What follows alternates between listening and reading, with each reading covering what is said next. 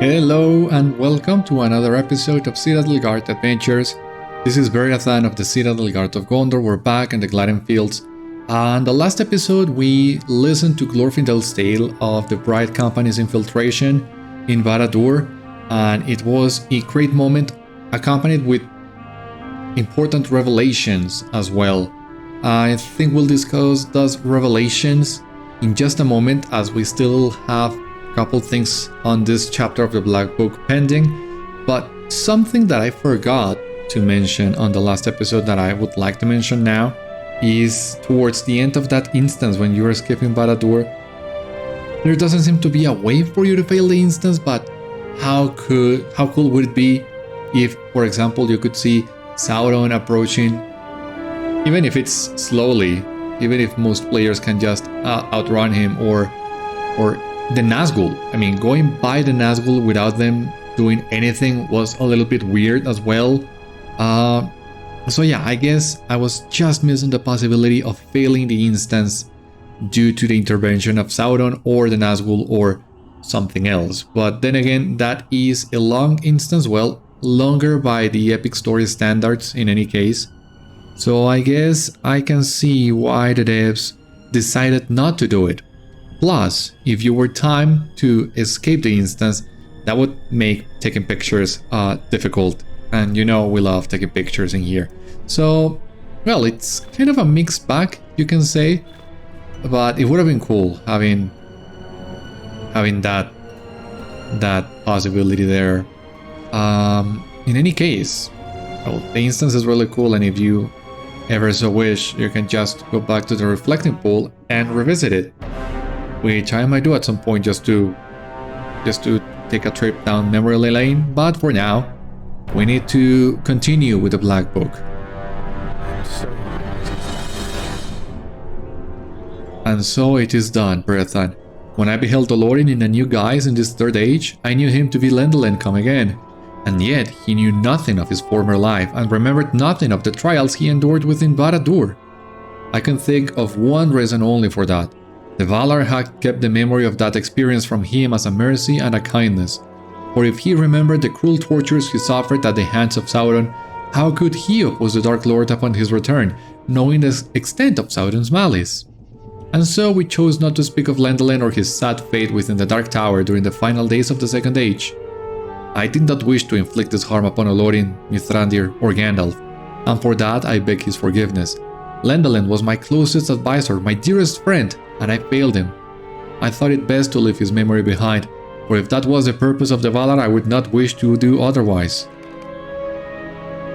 Do not trouble yourself, Glorfindel, on my account. All that was kept from me has been restored, and I do not begrudge you for keeping secret that which the Valar hid from me. Indeed, in this knowledge I find reassurance, for I see now that my reluctance to oppose Sauron directly was born from Elendil's sad fate. And is it nor true that Frodo's quest proved successful and the Ring and the Dark Lord both defeated at one stroke?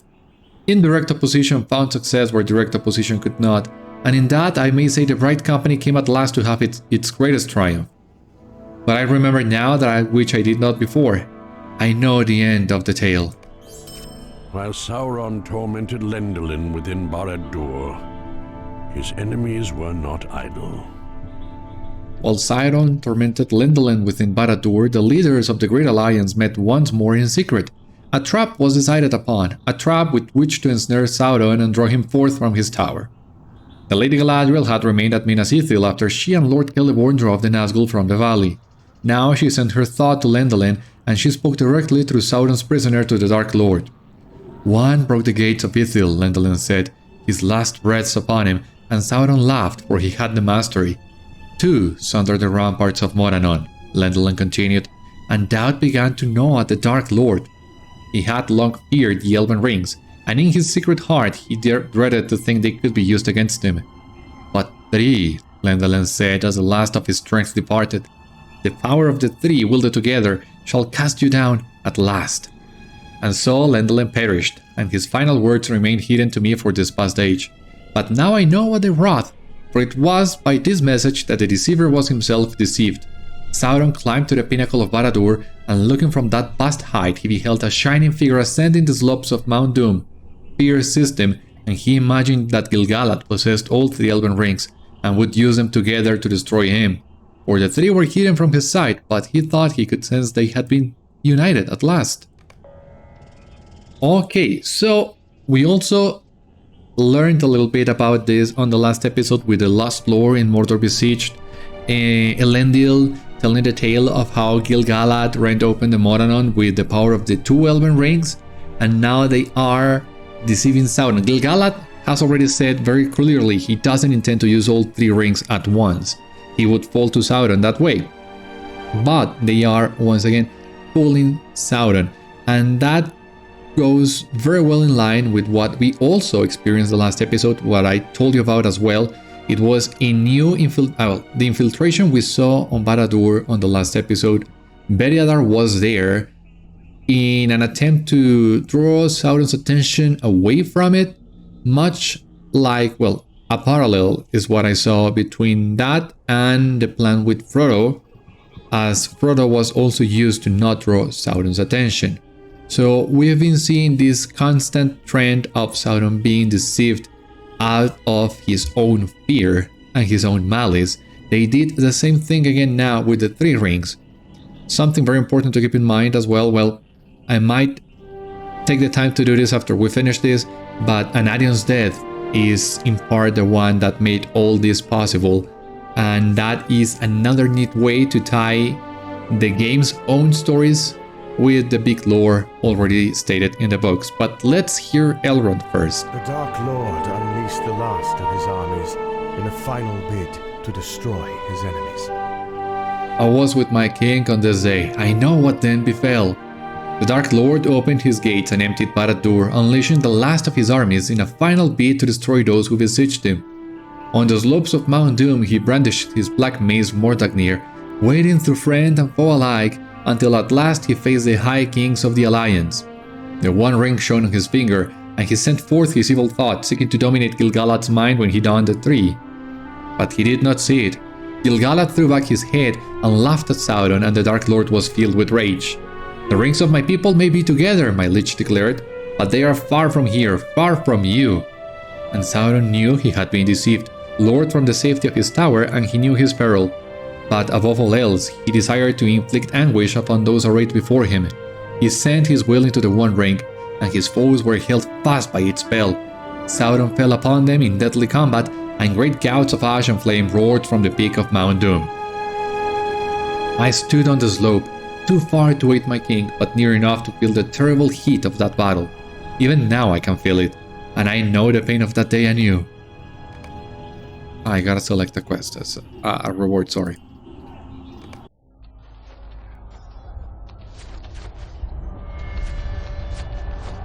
That day, as battle raged upon Golgoroth, the fates of many were decided.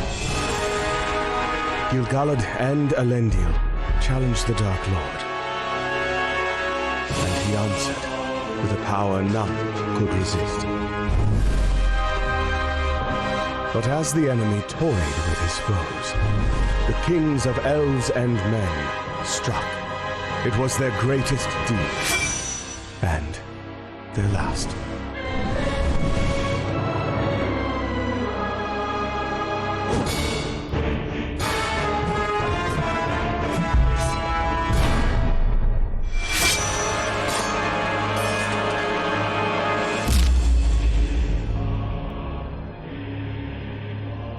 And after, as payment for so many losses, and Weirgild for his father's death, Isildur claimed his prize,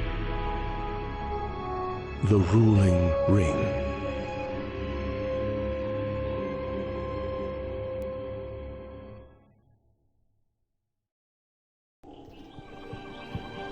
Oh my god, it has been so long since last time we saw one of those cinematics, and what a return of those cinematics, I must add. In a way, we have come full circle, going back from the beginning. And it was in this moment, I think, that the Black Book of Mordor showed to me that they still had the big picture in mind, and that this was still Lord of the Rings. Even without Sauron and without the ring, this is still Lord of the Rings. because we are still feeling the effects of all that Sauron did. And that cinematic and the final frame with the ring is a very nice reminder of that.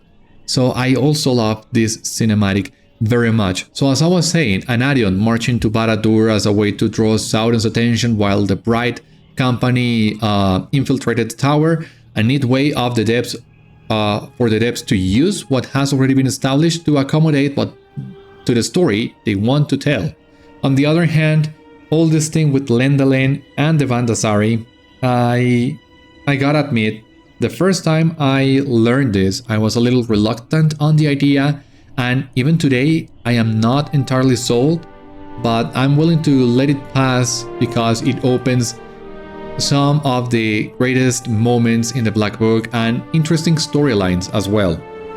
Of course, it's problematic on one hand to think the Valar sent Olorin before the Istari were created and that he was sent alone. Because why would they send only him alone? Well, maybe they thought he was strong enough to face Sauron on his own, and then when they realized he was not, they sent all the other Istari with him.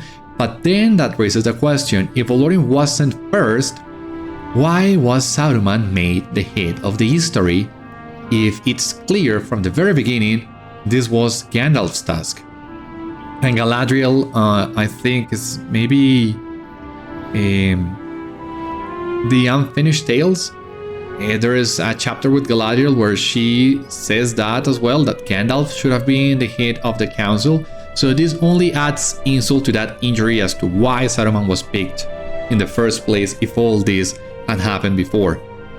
And on the other hand, we have all this deal with the Vandasari and the Palantiri. So now the Palantiri are not the 7 stones, they are the 7 stars, and the Vandasari are the 7 stones.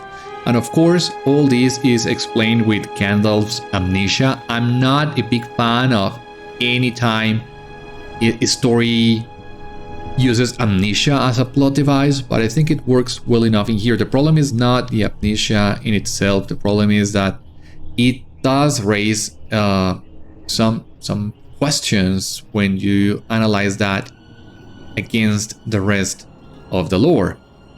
But that once again allows them to open interesting storylines. As you've seen, well, you heard, there are 7 Oathstones.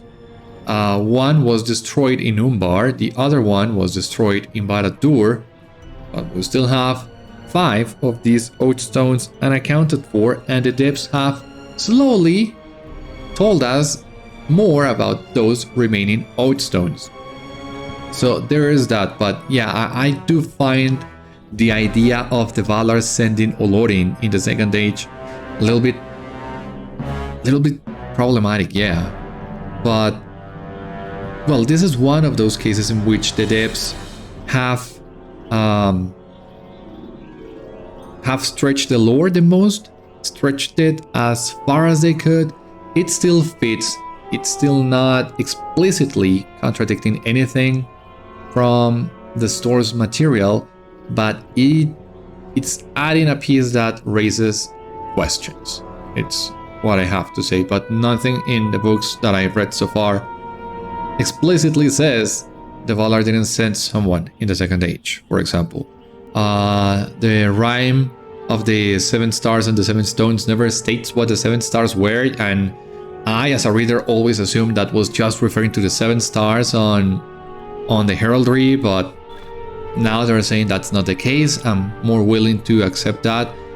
And I mean, I would accept the Vandasari a little bit more if it were not for Gandalf's amnesia. But on one hand, they had to do it for the story to fit within the lore. On the other hand, that also speaks to the mercy of the Valar, and as Gandalf said, that was his unconscious inspiration for not going head-to-head against Sauron. So that's another way of making their own story fit within the lore, just like what they did with Anarion's Dead. So yeah, well, not the biggest fan of the idea, but I accept it for what it is and for the possibilities it opens. And that was it as far as chapter 12 of the Black Book of Mordor goes. So now we will start chapter Sauron 13. was defeated, but at great cost. Sauron was defeated, but at great cost. Elves and men wept for their lost kings, for the like of Gil-Galad and Elendil would never come again. But there was joy too, for the war was ended and none could see the sorrows of the age to come. The ring should have been destroyed on that day, but it was not. Isildur took the ring as payment for the death of his father and the travails of his people, an heirloom of his house and a record of their triumph over evil. The several kindreds that composed the alliance returned to their homelands, nursing their grief and holding dear the memory of their triumph.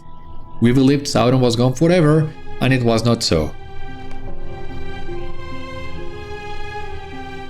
My memory is less certain of the years following the defeat of Sauron. Gul'thawa's enchantment still enriches my mind, and I find it difficult to clearly recall the events that transpired. There were 2 years of peace, that I know, and during those years the kingdom of Gondor was restored to order. Vows were taken before the Oath Stones, and a tomb made for my father at Amon Anwar. It was to be a hallowed place. At last it was time for me to take up my father's place on the high throne in the north. My queen and my youngest son waited for me in Rivendell, where they marked the time during the war, so I chose not to sail. With a company of knights, my sons, and the heirlooms of my house, I rode north to my death and the death of my sons. We were all of us betrayed. You have agreed to help me avenge this treachery, Beriathan, but I do not see the face of my betrayer and cannot remember what befell. In my mind's eye, I see only a chamber with a white stone beneath a rotating beacon, but all is hazy, as if I look from a great distance. I do not know what this vision signifies. Gul'thawa's enchantment releases its grip upon my mind, but slowly, and leaves only mystery in its wake. Amon Anwar, so if I remember correctly, that's in the Beacon Hills. We visited that location at some point, right? That was also another one of Elendil's tombs. Elendil has a lot of tombs, at least in LOTRO. Gandalf stroked his beard and nods. It is a wizard's way of asking for attention. Yes, my friend. I know what chamber Isildur describes. Many pieces fall now into place for me, for as Lendalen I knew many things and so much. It is as if a room that was sealed to me has been flung open, and while the pain is unwelcome, the knowledge is not. I deem it a worthy trade, though Glorfindel regrets the necessity.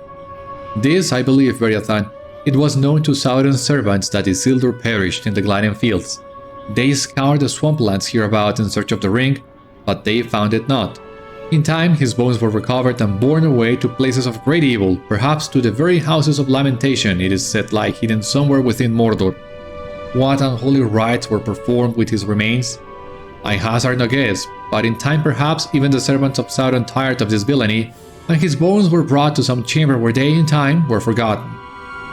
The white stone Isildur describes must be the Vandasar of Duath, which stood in Minas Tirith until the forces of Sauron captured that city during the Second Age. It was moved to Barad Cúron at the direction of the Witch King, hauled on a great wagon pulled by hill trolls into Gorgoroth. It was in the Dark Tower that the Bright Company broke the spells upon it. After the war, when the Alliance raised Barad-dûr to its foundation, the Vandasar must have been returned to Minas Tirith, so that explains the white stone. But what of the rotating beacon? Indeed, there was a beacon of some note in that city, kept in an upper chamber atop Barad Cúron, the tower of the Crescent Moon. It seems to me the bones of Isildur came to lie within the tower. If his shade is to find rest, these bones must be recovered. But let us not now dwell upon that task. We have been some time away from the Beorninghland, and Grim Beorn may worry at our absence. We should return to him and assure him we still have need of his hospitality.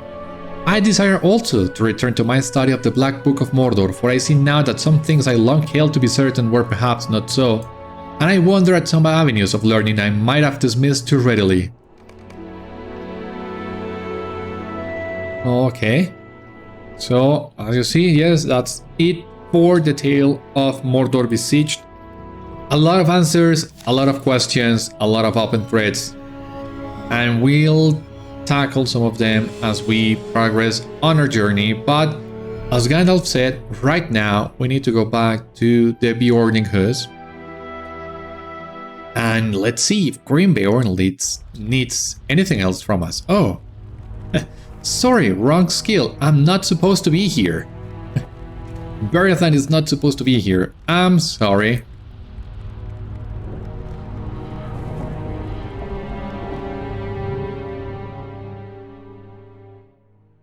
This never happened. Okay. So... well, here we are in the Beorninghús. It seems the place has not finished loading all yet. There we go.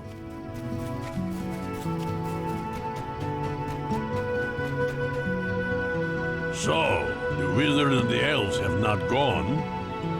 You again. And here I hoped you might have gone and taken wizard and elves with you. It was a pleasant thought, but now it is dashed. If they remain, you must still perform the chores I ask of you. As long as they remain, you must continue to perform the chores I ask of you. We have need of firewood, for so near the mountains the nights can be cold even in summer. And there are still orcs and wargs about despite their efforts of the other day. Put an end to their raids and teach them a lesson about persistence. Carry out these chores and I will allow the wizard and the elves to stay a little longer. Okay. Firewood, orcs, wargs. It's basically a repeat of last time. We can do that. Now we got some enhancement runes. Good. We also got... we might lose some finesse, but we still gain agility, physical mastery, and vitality. So I think I'm gonna take it.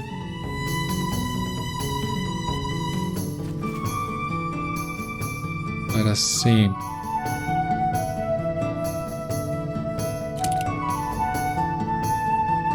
Yeah, I mean, it's not the best, but it works. I guess I can keep that cloak, and if at some point I see my attacks are getting resisted too much, I'll switch back to the other one and get some finesse. I mean, I also have some scroll of finesse from the Hobbit present, so I mean, that shouldn't be an issue.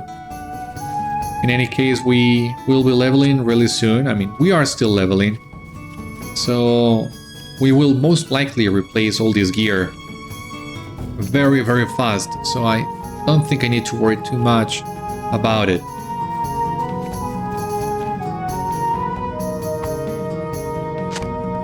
Yep. There we go. That's the firewood. We need 4 orcs, 3 wargs.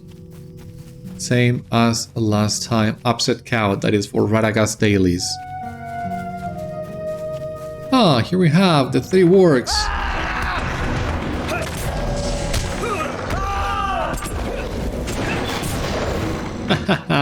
All 3 at once. I always love when that happens, when I'm able to pull that off.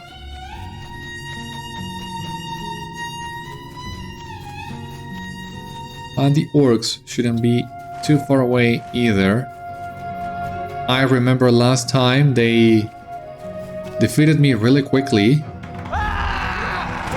So hopefully this time I can dispatch them more quickly. Yeah, that was great. So now, just right back to the Beorninghús, right back to Green Beorn. In the meantime, before I forget, since we have already finished the tale at Mordor Besieged, that was Beriadar's steed, but our own steed, well, we cannot change the outfit in combat. Our own steed is with our Citadel guard attire. That is better. Okay.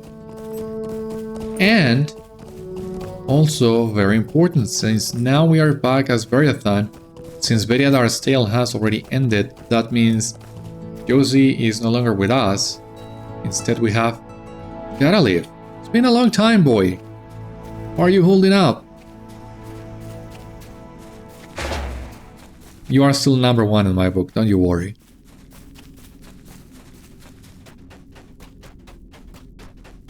Yes, very good, fine.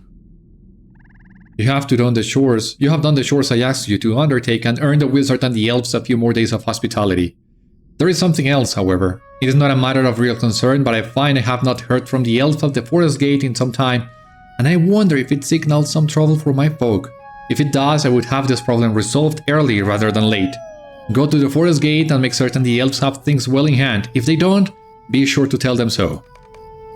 Okay, back to the Forest Gate. I'll do so in just a moment. I just wanted to take a moment to check Legolas, because now that we've seen Thranduil in Mordor Besieged, I can better see the resemblance between Legolas and his father. Something that I hadn't really thought about before. But yeah, I mean, they should look alike. They are father and son after all. But no, I really hadn't thought about that much. If you can believe it.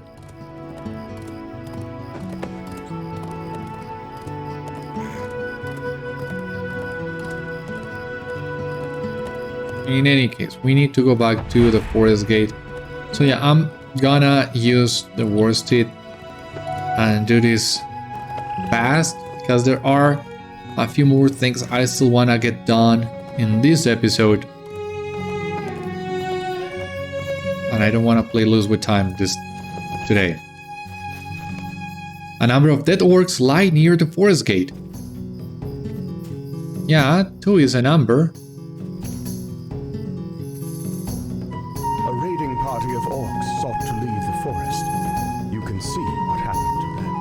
A raiding party of orcs sought to leave the forest by way of the gate, Beriathan. You can see what happened to them. It is curious indeed for orcs to challenge us on the road. Did they not know our quivers held their doom? They did seem driven by some desperate haste. Search the bodies and you may learn what caused them to dare the gate, to their sorrow. Okay, well no, there are more than 2, it's just that I hadn't seen them. The orc bears the symbol of Ugrukhôr, captain of the pit. So far from Mordor, really? The orc died wielding his sword, but it did not protect him. You find nothing of interest on the dead orc?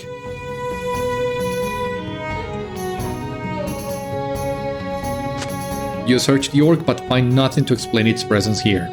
Their need must have been great to challenge us, and they paid dearly for it. Did you find anything that might explain why the orcs dared attempt the passage of the Forest Gate?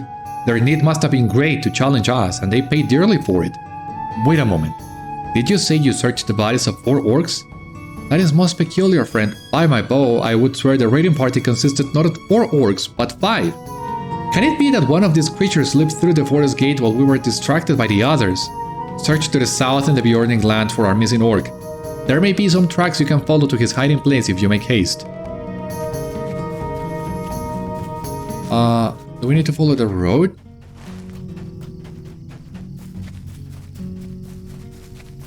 Well, when in doubt, just, as usual, spam the delete key and follow the radar.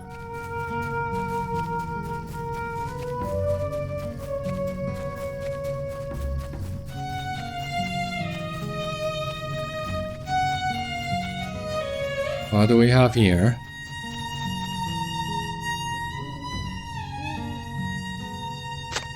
You found the missing orc hiding his place. He's dead, but here is a crumpled note. Okay, what does it say? The note speaks of something called Falch Gruth, in which Gandalf may be interested. We found what you sent us in search of, Ugrukhôr, but my boys need a big reward if you think we're giving it to you. There were elves crawling all over the ruin, and we barely escaped with our lives. We had to take the long way and run into some trouble with her minions. They were going our way and none of the boys wanted to change it. We're going to try the Elf Gate next. But we found the opening spell, or part of it anyway. The Falch Gruth won't remain close to you any longer. How badly do you want it? Maybe me and the boys will bring these words to Gothmog. He'd find them interesting, wouldn't he? And I wager he'd be quite generous. You promised a reward. Double it and he'll never see this opening spell.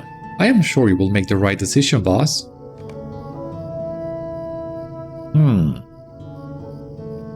Yeah, Gandalf needs to hear about this, needs to learn about this. I have no idea what this means. At all.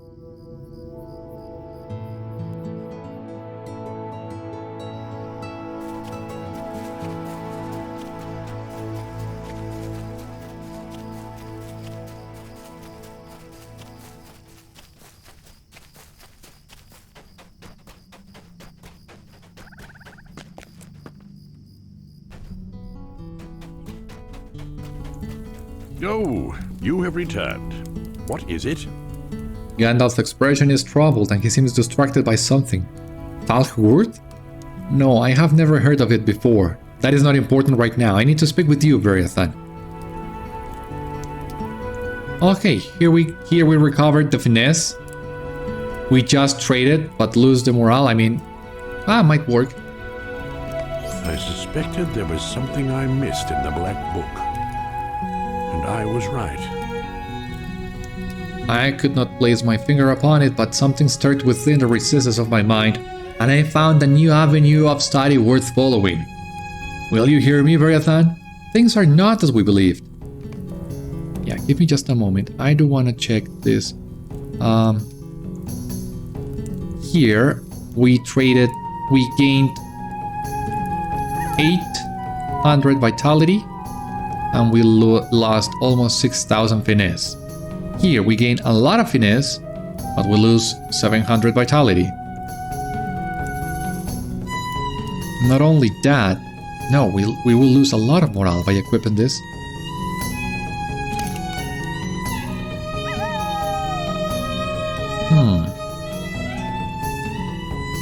What to do?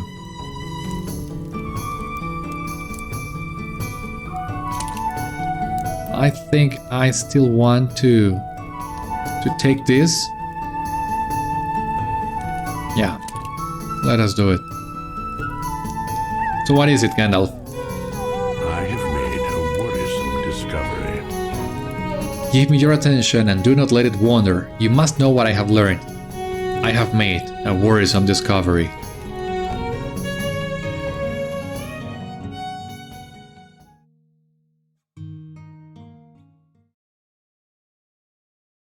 Listen now to my words and the words of Vóin.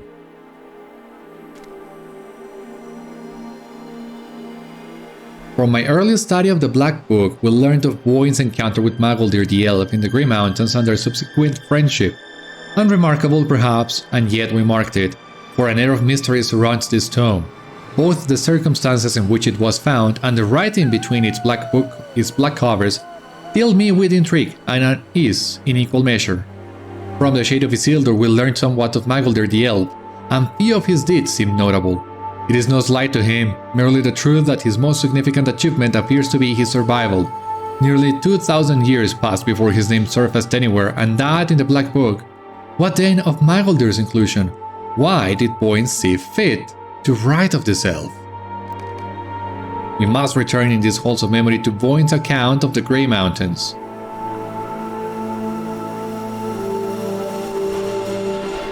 So over here, I assume? I'm on it.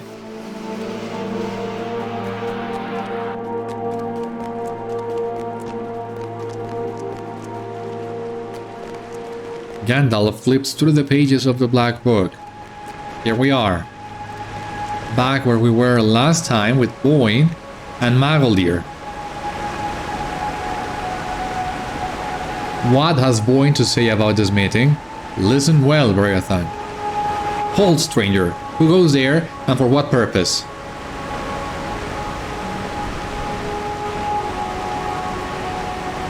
It is a dwarf.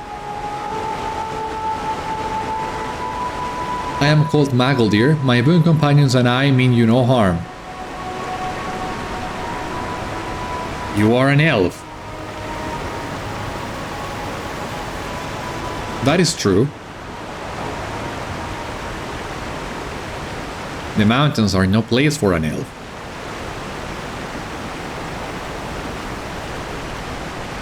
I think that is less true, Master Dwarf. We go where evil lurks and oppose it. Magoldir did not adventure alone. I have learned the identities of the others in his band.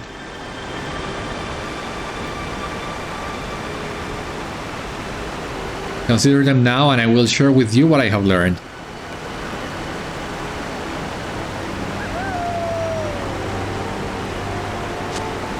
They were knights of Gondor adventuring far from home in the years after the Battle of Fornost.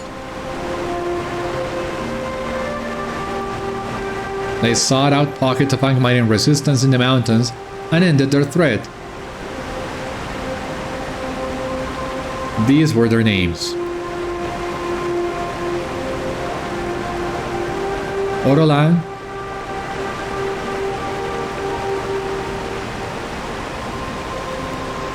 Macilnis,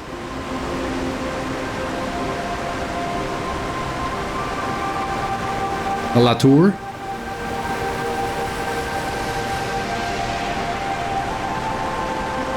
and Silmahtar.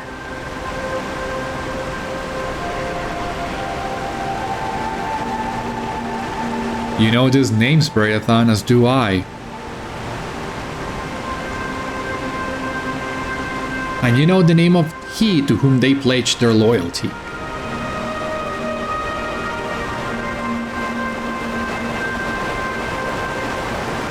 Okay, so here we have the Knights of Gondor. And now...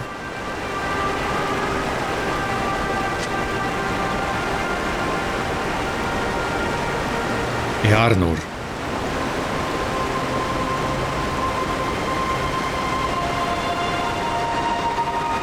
Before he became the king of Gondor, he was its prince.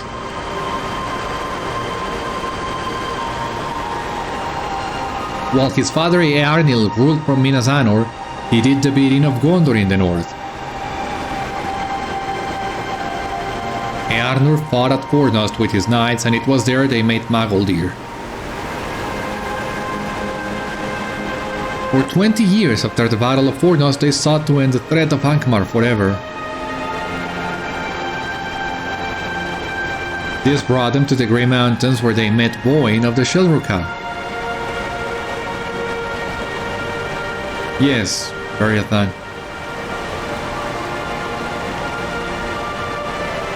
With deception, Vóin masks the name, but it is of Eärnur he writes. The very same Eärnur who would become Mordirith, the false king of Angmar. The same Eärnur who commanded the armies of Mordor in the guise of Gothmog.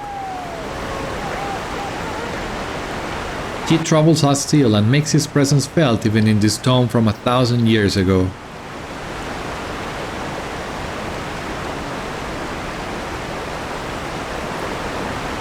Another picture of Eärnur, please. Oh, Carolif, don't get in the picture. I'm sorry, just, yeah, Eärnur. Very important guy that is still giving us trouble, somehow.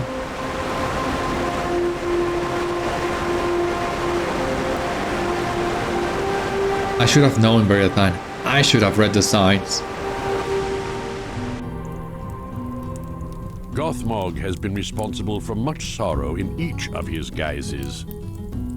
It seems too that his fate is interwoven with yours, for even the tale of Vóin is not free of his corruptive touch, though it be written almost 1,000 years ago. Gothmog has been a long-simmering font of evil. He can no longer remain unchallenged. It is time at last to put an end to him. These past few years revealed to us that which we did not know. King Eärnur was not slain when he rode to Minas Morgul to confront the Witch King. He was instead transformed into Mordirith, a thrall of the Lord of the Nazgul. It was by Mordirith's hand that the shadow fell upon Angmar, but he was opposed by Galadir the Ranger and Narmeleth of Lindan, to say nothing of a certain warden of my acquaintance. Mordirith's designs were broken, but his spirit persevered, and he was given a new guise and a new task.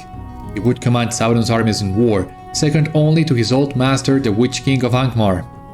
But the Witch King was slain at Pelennor, as few only might have dared hope, and Gothmog's confidence in his own invulnerability was shaken. He fled the field, escaping to Minas Morgul and sealing the roads in or out of that vale. While Sauron thrived, the free peoples of Middle-earth had worries enough to occupy their attention, and Gothmog could be set aside. But now a new fear presents itself to me. Gothmog has had time now to lick his wounds and search the valley for artifacts that might reverse his fortunes. What terrible sorceries might he have discovered?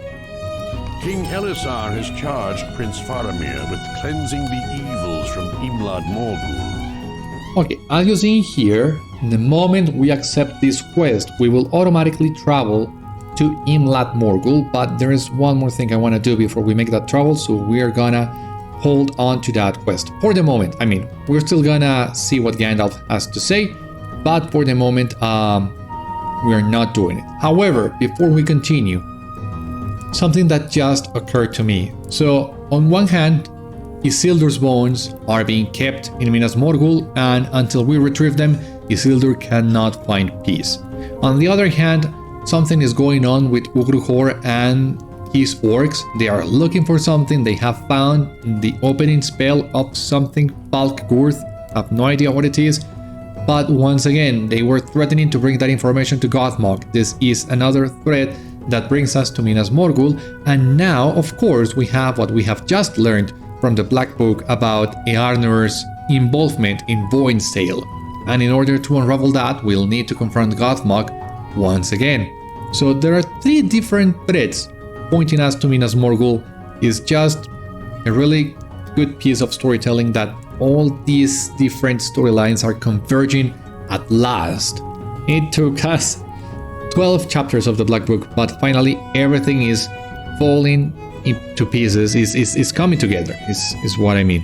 That's not to say the previous chapters were not good, because they had very nice moments, and ever since we came into the Vales of Anduin, the story has been picking up the pace, and that's also good. But now that Gandalf was reminding us about Mordirith's origin, you gotta remember that Eärnur, when he was king of Gondor, rose to answer the Witch King's challenge to Minas Morgul, and from there he was transformed into Mordirith and put in charge of Angmar. So that got me thinking, how long were the Depths planning on bringing us to Minas Morgul? Because from the very first moment Mordirith's identity was revealed, it was pointing there to Minas Morgul. And now we have many other reasons to go there, but it was always there. And it's time, it's going all the way back to the Shadows of Angmar time. And that got me thinking, yeah, how long have they been planning this? Gandalf has also mentioned the Houses of Lamentation, and that's another location in Minas Morgul that we'll get to visit. So yeah, it's just that unconsciously maybe, but I think that's the reason why I like this conclusion of the Black Book of Mordor so much, and Minas Morgul in general, the way in which it was tying up not only all the story plots open during the Black Book of Mordor, but even from before, some of which I saw, some of which I am only realizing just now, and who knows, maybe there are some others that I have not even realized yet. But the fact that they were able to finish and close so many different storylines in just one expansion, in a way capping 12 years of game development, that is remarkable on all levels. I mean, I'm blown away by it. Minas Morgul, you might have realized already, it's one of my favorite expansions. Quite possibly my favorite. I'm not sure about it, but it's up there. It's on the top 3. Surely, easily. So I'm very excited that we are finally going to Minas Morgul, but not yet. Let us hear what Gandalf has to say, and I will explain to you what I have in mind. Elessar has charged Prince Faramir with cleansing the evils from Imlad Morgul. King Elessar has charged Faramir, Prince of Ithilien, with cleansing the evils from Imlad Morgul. Find his men at Fenas Ghost, the Dread Door on the western bounds of Gorgoroth, and aid them with their mission. They will not be able to stand alone against Gothmog, but your help may tip the balance in their favor. Remember, my friend, Minas Morgul was once the Tower of Minas Ithil, a jewel of Gondorian art and culture, but it has spent long centuries corrupted by the Nazgul and Sauron's other terrible servants. None can say what dangers you will find within, but I trust that if any man has the courage to face them, you do. Okay, we're not gonna accept the quest because that will put us there, and that's not my idea. Why not, you might ask? Let me show you. We'll need to leave that for the next few episodes, but let me show you in any case, because the reason is here in the Beorninghús. Here, Arwen. So, Arwen is also making her way to Minas Tirith for her wedding with Aragorn in Midsummer's Day, We saw her passage when we were confronting Karasgar at the old fort. We saw her arrive at Shatur Munzu, visit the place where Galerion was taken, and they are getting ready to cross into Lorien.